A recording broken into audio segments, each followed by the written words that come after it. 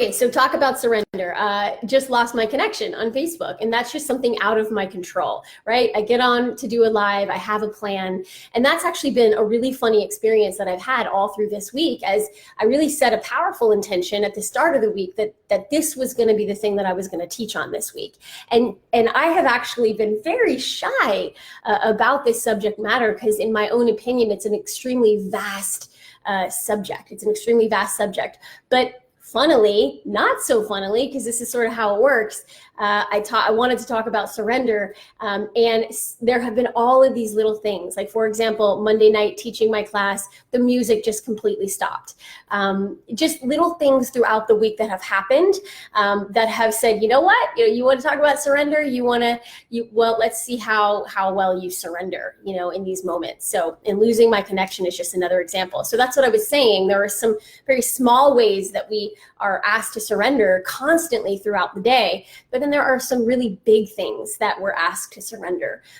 When big, we lose somebody in our family, or somebody we love, or somebody we love gets an illness, or we get an illness, or the coronavirus, for example. There are things that are within our control and things that are not within our control, and that's what I want to talk to you about today. So I'll just move right in here and just share my own experience around surrender. And this happened years ago. I was going through a very dark time and hit a pretty big rock bottom for myself.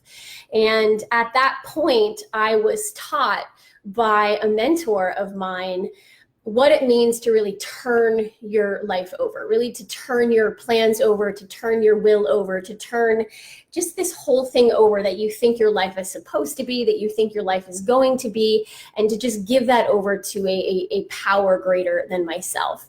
And some of you might refer to that as God, or the universe, or higher self.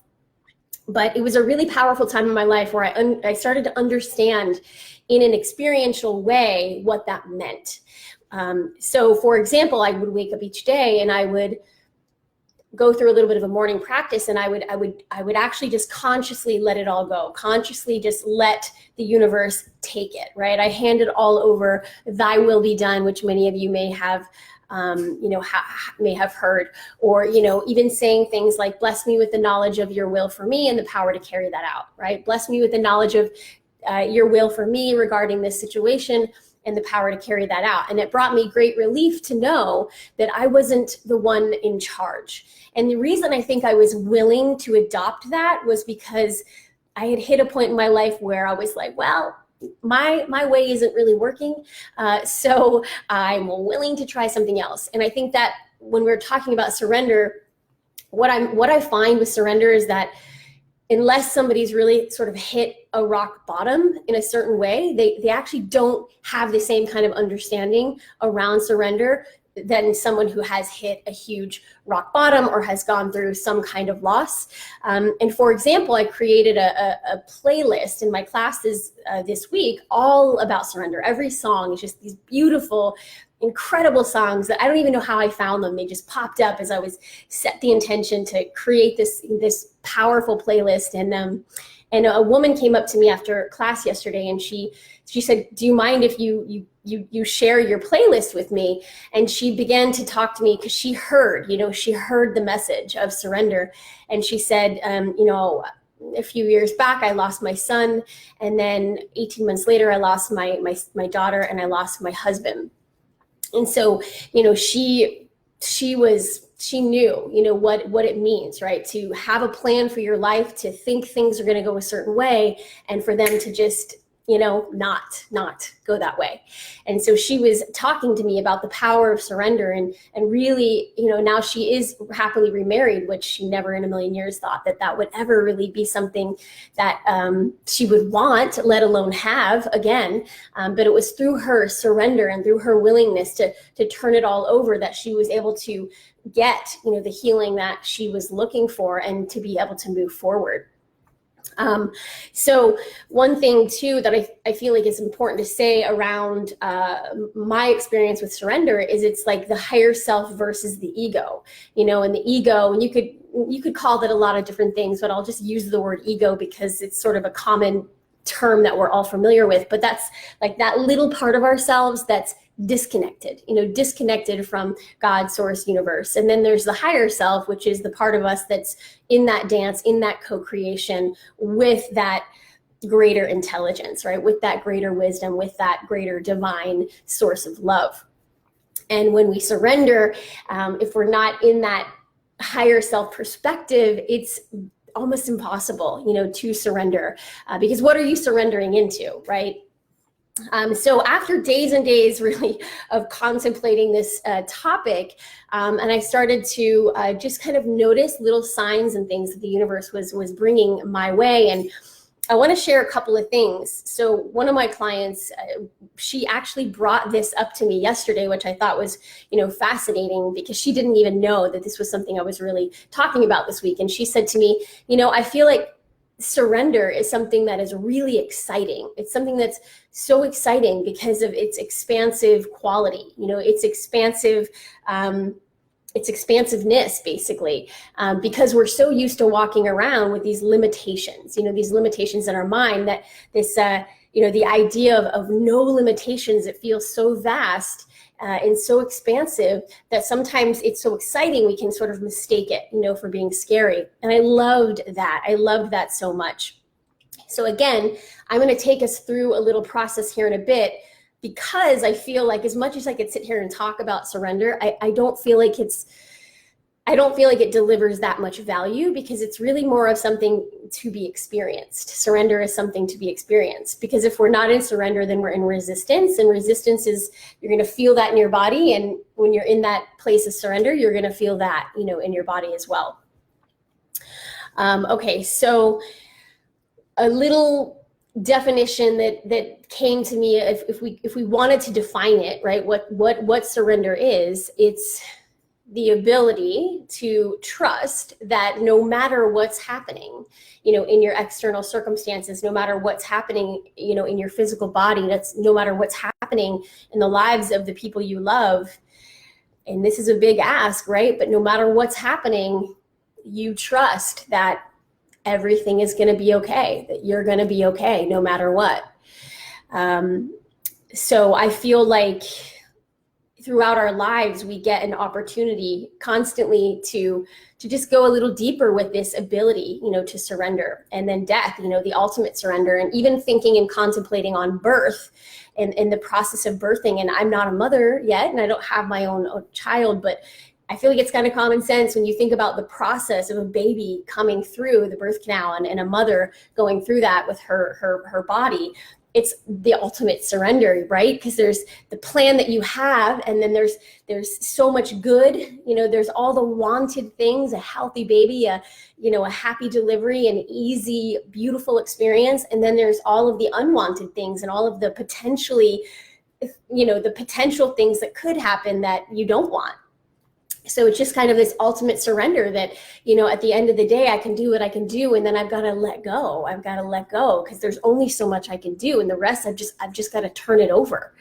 And we'll talk just here too, a little bit about resistance, right? Resistance is the opposite of surrender, which is, I don't trust that I'm going to be okay. And I am clinging to this plan and this way and to this person behaving a certain way. And I do still depend on conditions and things to be a certain way so that I can be okay.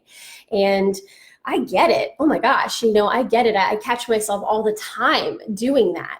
But I also know when I catch myself doing that it's painful. It's painful, and it creates a form of suffering, for myself. And when I'm with clients, on the phone, it's always the source of their suffering, that there's a resisting something. There's a resisting something. It could be the very littlest thing.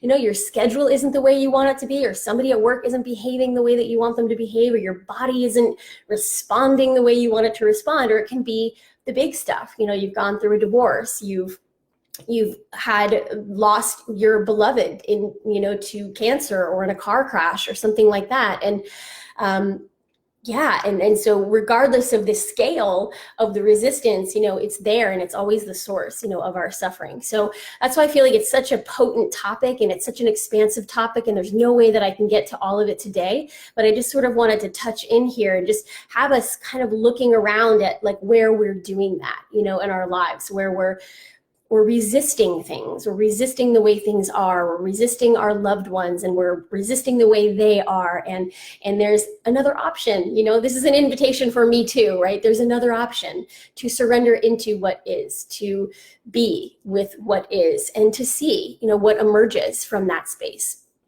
So I do want to just go ahead and actually let's go through a little process. I love processes because in my own experience, in my own opinion, that's where we learn. That's how we learn the best. And I know for my clients, I can talk at them all day long, but the minute they experience something, it's a game changer. You know, it's a total game changer. So I'm going to invite you, if you would like to move through this process, whether you're with me now or you're with me later, to go ahead and close your eyes. And just take a few nice deep breaths, just breathing in through your nose and breathing out through your mouth. And then just see if you can start to slow that breath down a little bit. And then as you're breathing in, see if you can breathe in a little extra air on the way in. And then as you're breathing out, see if you can breathe out a little bit of extra air. So you're just starting to take in a little more and let out a little more.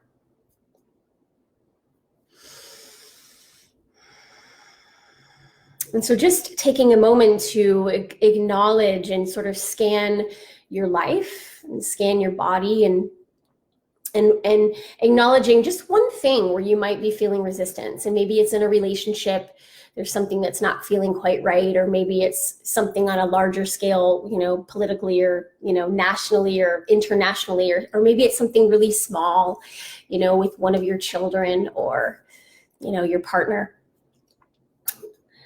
Just noticing where there's something that just, it doesn't feel quite right. You know, you want it to feel a certain way. It's not currently feeling like that.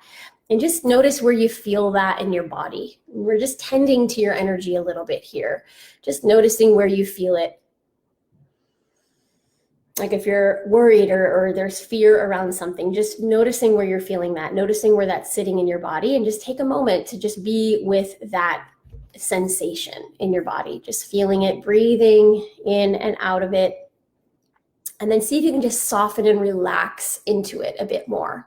Just soften, relax, notice where there's rigidity or stiffness or clenching in your muscles, and just soften and relax.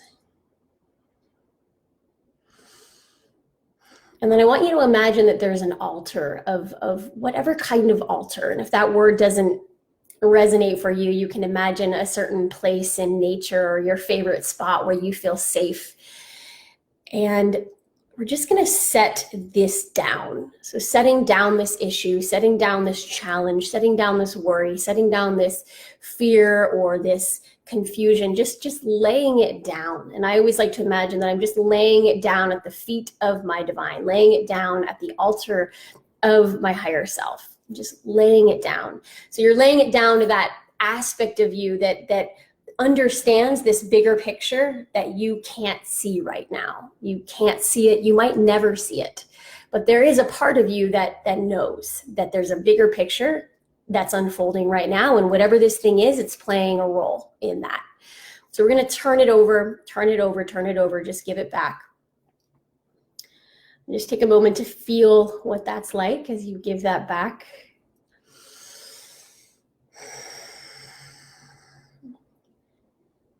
And then just ask yourself, like, what do I need? What do I need? Do you need strength? Do you need the ability to find your words, speak your truth, courage, love, acknowledgement? You know, what are you needing? What are you needing? Are you needing faith? Are you needing trust? Are you needing to feel like you know, no matter what happens, you're going to be okay? What do you need right now? Just asking yourself that. And it's okay if the answers don't come right away. And then just taking a moment to acknowledge that when we're in resistance so the opposite of surrender, and when we're not in surrender and we're in resistance, what's usually happening is that we're focusing more on the unwanted thing than we are on the wanted thing. So there's the thing we want, and then there's the thing that we don't want. Now, the tricky part with this is that we tend to focus on the conditions rather than the feeling. So when I say focus on the wanted thing, focus on the feeling that you're after. Is it safety? Is it peace? Is it well-being? Is it joy? Is it vitality? Is it energy? Is it love? Is it right? Is it feeling valued, feeling adored? What are you after? And so what happens is we focus on the way we want something to be, because what we're really after is the feeling. We want that feeling, and we're dependent, upon the condition to be that way, so we can feel that way. That's why when the condition isn't that way, we resist it, because then we think, oh no, I can't feel how I really need to feel. But that isn't actually true. So if you focus on the wanted thing, meaning the feeling, versus the lack of it, you start to create that. You actually start to activate that, and you start to move towards that. You start to move in the direction of that. So, and this language is so familiar for me, because I'm in this conversation all the time. So if you listen to this video, you're watching this video, and anything I'm saying is like, what is she talking about? Please, make a comment or ask a question. I'm happy to just hear what you're hearing or answer any questions. So focusing on the wanted thing versus the unwanted thing, focusing on how you want to feel versus on how you don't want to feel. Does that make sense? Focusing on how you want to feel versus on how you don't want to feel. Hey everybody, I'm seeing little waves and I can't read your name, so I will look later, and just thanks for being here. So we'll go ahead and wrap this up here. Surrender it exists beyond our basic instinct, right? Our basic instinct is sort of more of that like fight or flight mode, and surrender, it really exists beyond that. And so I just want to take you through one more little bit visualization here, and maybe your eyes are still closed, but if not, go ahead and close your eyes just one more time and just start to breathe in and out. Just presence in yourself once again, just to what you're feeling in your body. Acknowledging what you're needing to lay down at the altar, acknowledging what you're needing, focusing on the wanted thing more than you're focusing on the unwanted thing. And then I want you to imagine that you're actually like at the side of this beautiful river. You're gonna walk up to this river and you're gonna throw your inner tube into the river, and you're gonna hop into your tube. And it's a sunny day, it's a beautiful day. There's not a cloud in the sky. It's a beautiful blue sky, and you can feel the sun on your skin, and you're starting to float down the river, right? You're going with the flow. You're going down the stream. And I just want you to imagine that and notice how you feel in your body as you're just floating down the stream. And if at any point you find yourself trying to cling on to something along the shore, cling on to a branch, or swim upstream, just notice the difference in how that feels, right, in your body. And one is resistance and one is surrender. So just keep inviting yourself back into the tube, floating down the stream, feeling that beautiful sun on your skin, right? There's this little splash of water. It's the perfect temperature. It's a gorgeous grassy knoll on the side here, and you're hearing people laugh. You're seeing all the people you care about, and they're all playing and enjoying. And just take a moment to feel the lightness of that, and feel the ease in that, and feel the way your body relaxes into that. And that's the feeling, that's the feeling of surrender. So I know for myself, and there are definitely things that I can do that really easily with, and then there are things that are much more challenging for me. And I feel like this was partly why I wanted to talk about this, because I feel like I'm going into a deeper place with this. And so the universe has been presenting some of those more challenging things for me as far as me being able to surrender, like really, really deeply surrender. So I'd love to hear from you. What are some of the things that are harder for you to surrender around? I would love to hear what is your take on surrender? What experiences have you had with this? I would love to hear if you've had like really positive experiences, or if you feel like you're still not quite sure, what this means or how to do it. Or if there's anything helpful, regarding this topic that you want to share with us. I always love hearing from you. I always love being more like a conversation around these things rather than just talking at a screen. So if you did pop in today, or if you're watching this later, I really appreciate you so very much. Thanks for being here. And let me know what you heard. All right, you guys, have an awesome day. Have an awesome week. And I'll be back here next week. See you then. Bye for now.